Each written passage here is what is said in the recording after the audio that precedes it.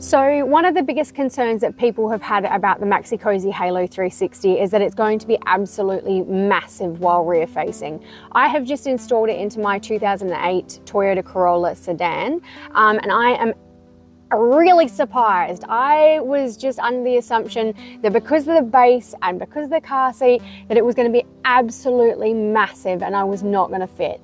So as a point of reference, I am 164 centimeters tall, so I'm not super tall. I think that works out to be like 5'4" or something.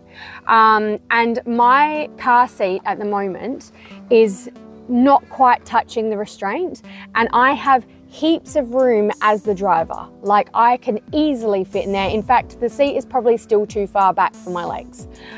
So I'm thoroughly surprised. Now, I am going to do a quick comparison. So what I'm about to do is just a very basic comparison between the Maxi-Cosi Halo 360 depth and the Maxi-Cosi Pria. So what I'm going to do is I'm going to put my vehicle seat up really straight, and I'm going to actually butt it into the back of the seat. I'm going to put the Pria in, and I'm going to see the difference, and I will show you. Okay, so this is the Maxi-Cosi Halo 360, and as you can see here, the restraint is touching my vehicle seat. I'm going to take this car seat out and swap it for a Pria, and we're going to have a look.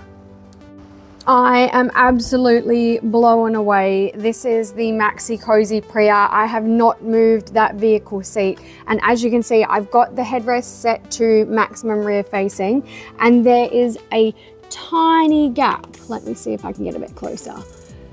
There is that much room.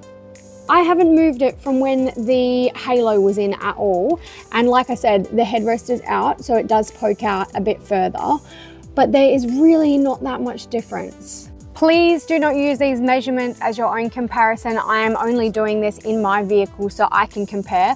I'm going to take the tape measure from the top of my back seat there to the top of the back of the Pria. That is 83 centimeters to the top of the headrest, and that is with a child at full extended rear facing. And I'm going to compare it to the Halo.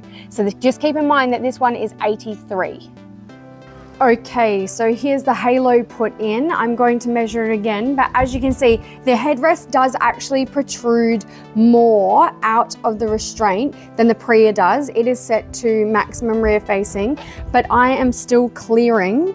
Like, this bit here is now touching the vehicle seat, but the headrest is actually clearing the vehicle headrest, so you can see there. So I'm going to take a measurement of this one and just see what it says, and we'll compare it to the Pria, which, as I said, was 83 centimeters.